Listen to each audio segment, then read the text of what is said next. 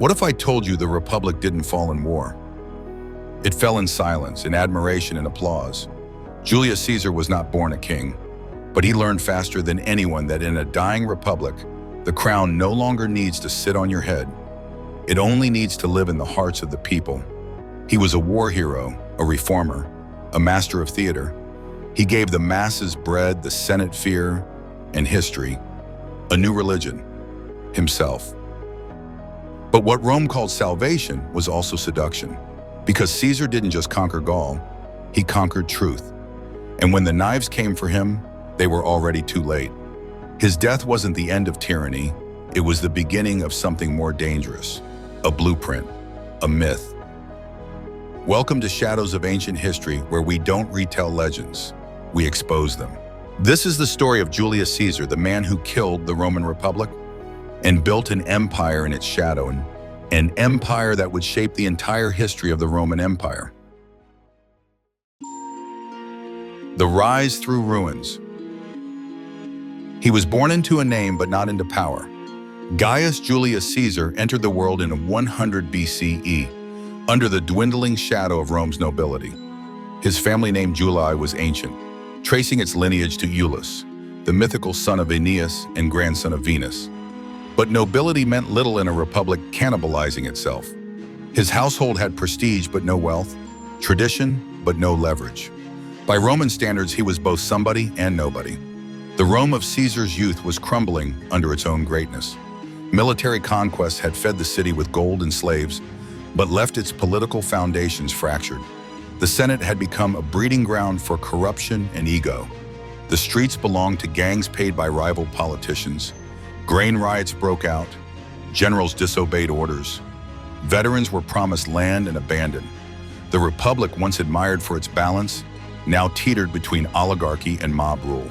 Caesar saw this chaos not as misfortune but as opportunity. His early years were marked by exile and risk.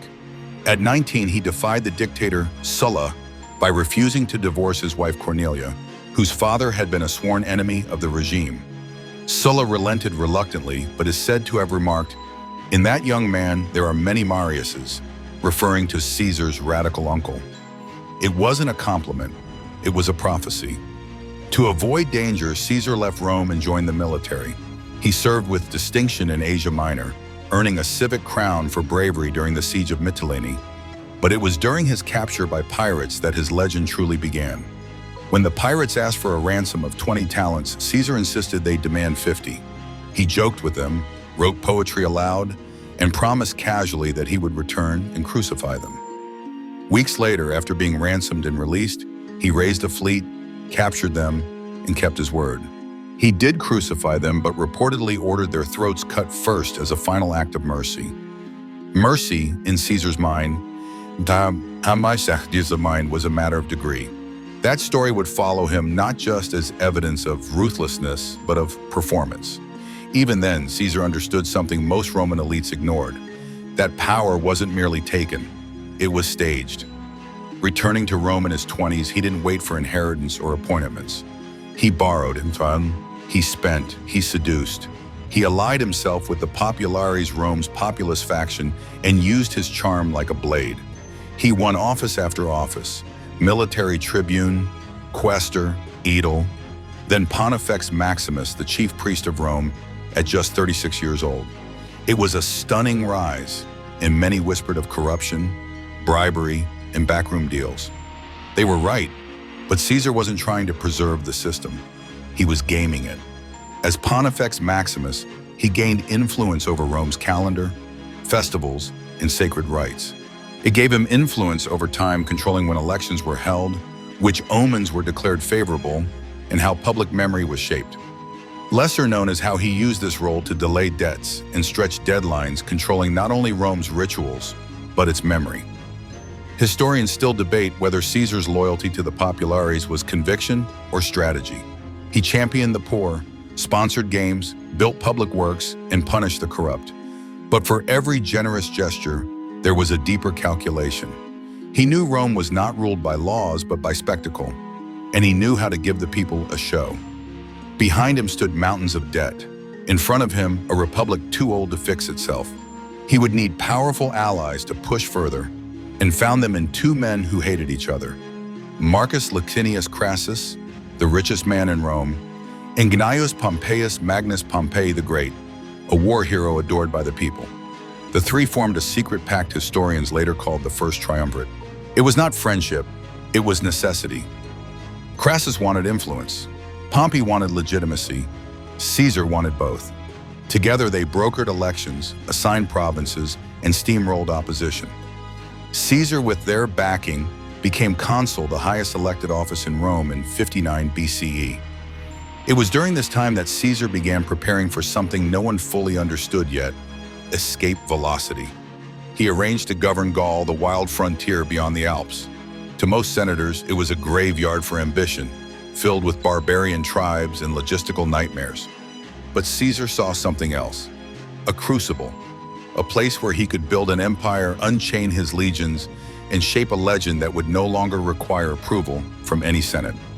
Modern viewers may find echoes of this strategy today in the way populists use broken systems to prove systems are broken, or how reformers become revolutionaries by appearing as saviors.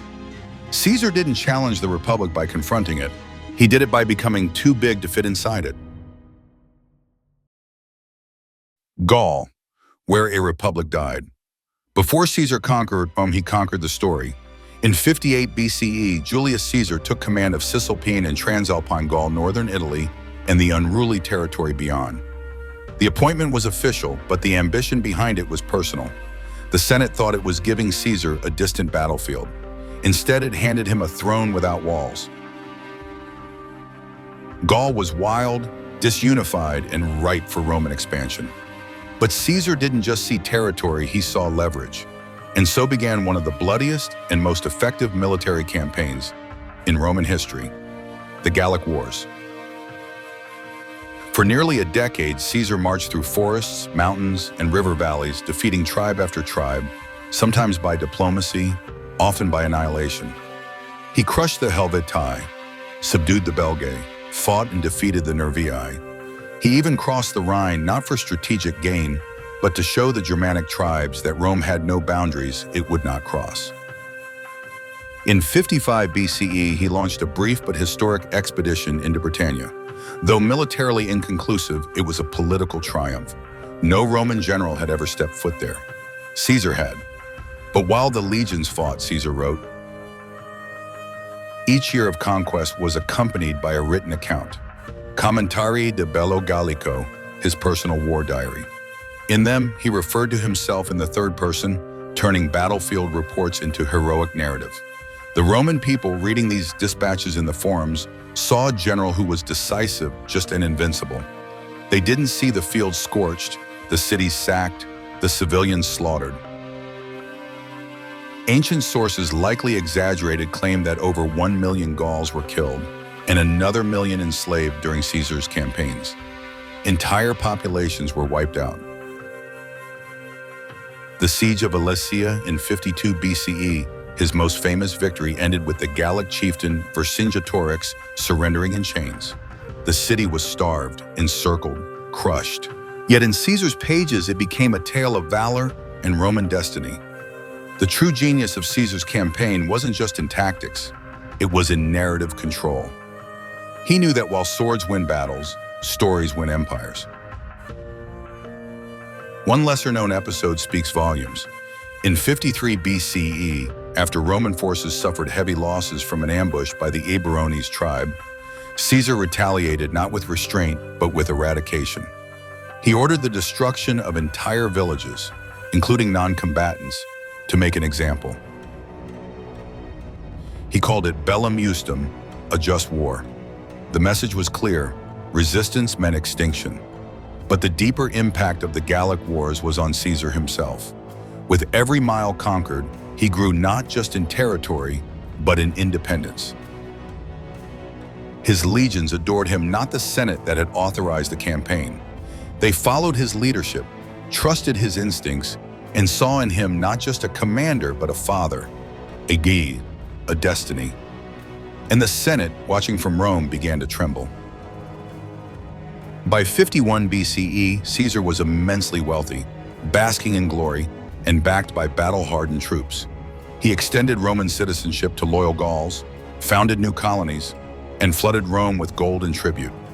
His time in Gaul turned him from a politician into something Rome had no word for, yet a charismatic autocrat born of military loyalty. Historians still debate whether Caesar truly lost interest in Republican ideals during the Gallic Wars, or if the Republic had already died before he raised his sword. Some argue that the Senate's fear of Caesar was rooted more in envy than principle. Others contend that Caesar, by continuing the wars beyond necessity, was already positioning himself as a ruler in all but name. What's less often noted is that during this period, the first triumvirate dissolved. Crassus was killed in Parthia in 53 BCE, his severed head used as a prop in enemy theater.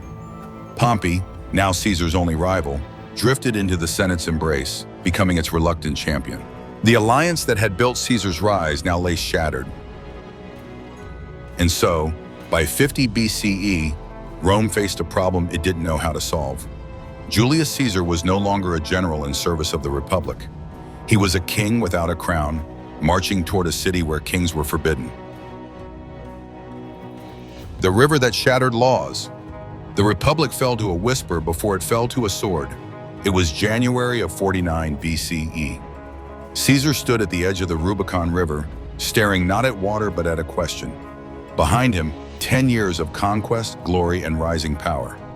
Ahead, civil war, treason, and the unraveling of Rome's sacred laws. The boundary was clear. Roman tradition forbade any general from crossing into Italy with an army. But Caesar didn't hesitate. Alea iacta est, he said. The die is cast. With those words, he crossed a line that had held for 5 centuries. And Rome would never be the same. The Senate, blindsided, panicked. Their chosen defender, Pompey the Great, fled the city with his loyal legions. He claimed he would raise a vast army across the Republic's provinces. But his retreat sent a message Caesar had long anticipated, that the Senate could only rule with borrowed power. And now the lender had come to collect. Caesar advanced through Italy without bloodshed. Cities opened their gates. Soldiers defected. Senators vanished. Caesar portrayed himself not as a conqueror, but as a liberator, forced into war to preserve his dignity and protect the rights of the populares. He addressed the Roman people with careful rhetoric. He wasn't destroying the Republic. He was saving it from itself. Some historians argue this self-portrayal was propaganda. Others point out that the Senate had indeed tried to strip him of immunity and prosecute him for war crimes. The legal trap was real, and Caesar chose to break it before it closed. What's lesser known is how Caesar handled the Roman treasury. Upon entering Rome, he attempted to access the state's gold reserves. The tribune Metellus tried to block him, standing firm in the name of the Republic. Caesar threatened to kill him on the spot, saying, "Young man, this is harder for me to say than to do." The vaults opened. Meanwhile, Pompey regrouped in Greece. His army was vast, outnumbering Caesar's 2 to 1. But Caesar moved quickly with fewer troops and more resolve. The two forces met in 48 BCE on the plains of Pharsalus. The battle was brutal and decisive. Despite being outnumbered and undersupplied, Caesar's tactical brilliance carried the day. Pompey fled again, this time to Egypt, where he hoped for sanctuary. Instead, he was murdered by agents of the young Pharaoh Ptolemy XIII, who sought Caesar's favor. They presented Caesar with Pompey's severed head as a gift. He wept. Historians still debate why. Some say it was grief for a lost ally turned enemy. Others say it was horror at how easily power destroys dignity. Or perhaps it was Caesar's awareness that the rules were gone and even those who bowed to him would learn no safety. In Egypt, he met Cleopatra. She arrived in disguise, smuggled into his chambers in a rolled carpet. Their alliance, political, personal, and later romantic, would shake empires. Caesar backed her claim to the throne, defeated her brother's forces, and helped restore her rule. With her, he conceived a son, Caesarion. For a brief moment, a vision of a new Eastern dynasty shimmered. Modern observers might see in this moment a kind of global pivot. Caesar wasn't just settling scores, he was drafting new coordinates for power crossing not just rivers, but civilizations. Back in Rome, his enemies were scattered, but his authority still lacked a label. He returned not as king, but as imperator, a title born from battlefield acclamation. He was elected consul again, then made dictator, then appointed dictator for 10 years. Finally, he was declared dictator, perpetuo ruler for life. And yet, he rejected a crown. What's lesser known is that even as he accumulated these unprecedented powers, Caesar kept the forms of Republican tradition alive, naming consuls, holding assemblies, pretending to consult the Senate. In many ways, it was Theater Caesar playing not just the lead, but also the director, writer, and architect of the stage. Historians debate, was Caesar a tyrant or the only man who could rescue a failing republic? Was he destroying Rome or evolving it? Whatever the answer, one truth lingered in the marble of every Senate chamber and temple. The Republic had laws, but Caesar had momentum. Rome's last citizen king. He didn't put on a crown, he made the world kneel. By 46 BCE, Julius Caesar returned to Rome not as a general seeking office, but as a force no office could contain. He had won the civil war, he had dismantled his enemies, he had been declared dictator, perpetuo, dictator for life. But he wore his power like a veil, not a crown. Rome's soul still feared monarchy, so Caesar, ever the showman, played the part of a citizen even as he rewrote what citizenship meant. He walked the streets unarmed, he dined without guards, he insisted his rule was temporary even as he shaped the future in ways no Roman had before. Caesar initiated a flood of reforms, sweeping and fast. He restructured the Senate, expanded it to 900 members, filled it with allies and provincials, weakening the old elite's grip on power. He passed debt relief laws, expanded grain subsidies, and launched massive building projects, temples, roads, a new Senate house. He standardized the calendar, creating the Julian calendar we still use today. One year even had 445 days to fix past errors a year later, known by historians as the Year of Confusion. But beneath the order, something else stirred: unease. He had statues erected among the bums. His image was stamped on coins, an honor never granted to a living Roman before. He was granted a golden throne in the Senate, the right to wear purple and laurel at all times, and a personal cult of worship. Priests were appointed in his name. To many, he was restoring Rome. To others, he was burying it.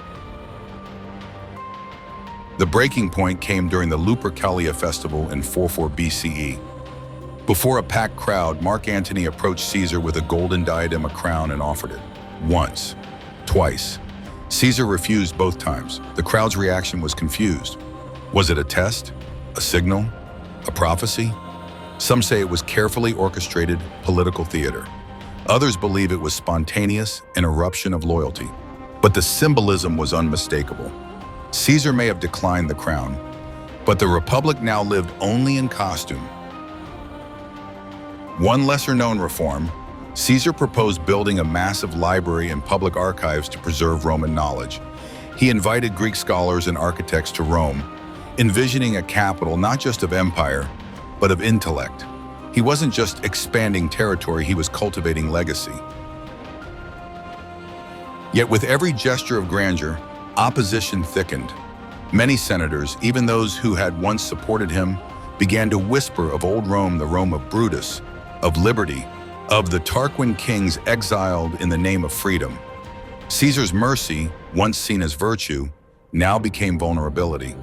His refusal to purge enemies, his tolerance of dissent, they read less as magnanimity and more as arrogance.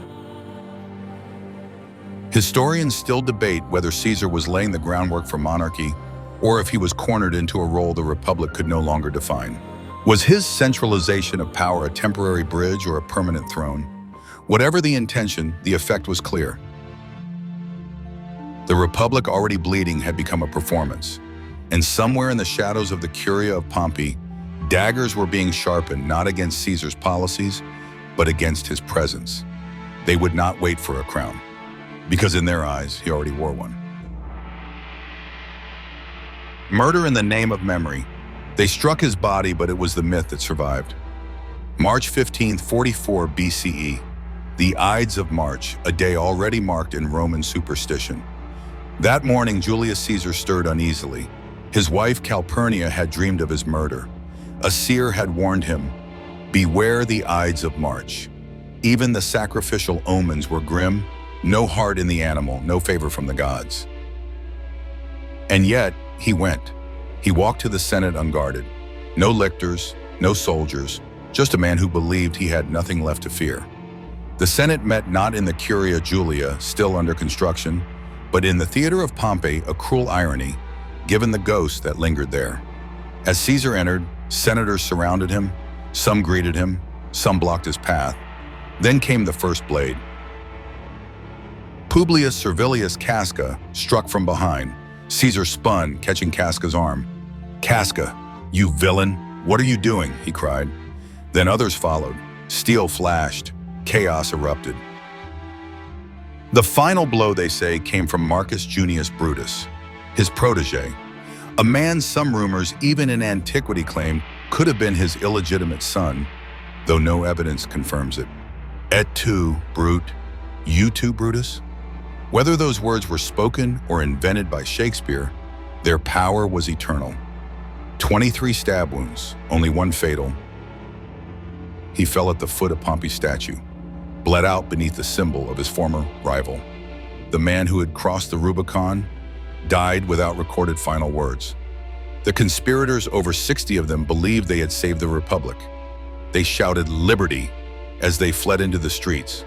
But Rome did not celebrate, it recoiled.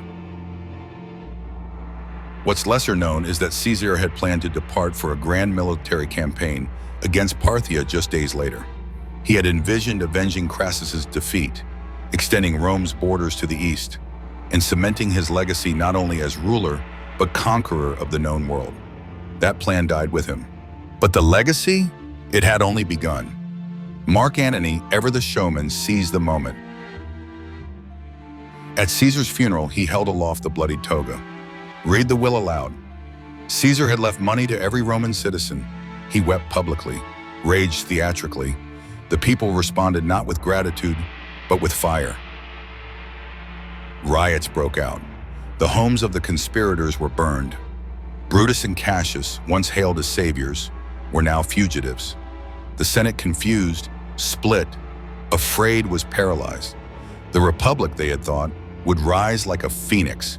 Instead, it choked on its own ashes. In his will, Caesar named his grandnephew, Gaius Octavius, as heir, adopted him posthumously, granting him name, wealth, and expectation. At just 18 years old, Octavian would soon become Augustus, the first emperor of Rome, and the man who would inaugurate the entire history of the Roman Empire. Historians debate, did Caesar's death preserve the Republic's ideals, or did it accelerate its extinction? Was the assassination a final act of courage or of fear? What's clearer with every generation is this: they killed the man to kill his power. But Caesar's true genius wasn't in politics or war. It was in memory. He understood that monuments crumble, that laws can be repealed, that crowns can be hidden. But a myth walks across centuries. And Julius Caesar, stabbed 23 times, never really left the stage. Cliffhanger close. They called him savior. Others called him king. And some simply feared how much of themselves they saw in him. Julius Caesar never wore a crown, yet he reigned over the collapse of one of history's oldest republics. He offered bread to the poor, victory to the legions, and spectacle to the masses. He crossed borders, rewrote calendars, and made laws bow to his will. He was not the first tyrant, but he may have been the first to make tyranny feel like destiny. His enemies thought that by plunging their knives into his chest, they were restoring the past. What they didn't realize is that they were writing the future. The Republic didn't die in a single moment. It unraveled in whispers. It shattered in applause. And when the blood dried beneath Pompey's statue, the real question began to echo, not in the Senate, but in the centuries that followed. Was it patriotism that bled on the Ides of March? or just another empire changing masks? So now we ask you, so ask yourself, do we remember Caesar because he changed history, or because we are still living in the world he designed?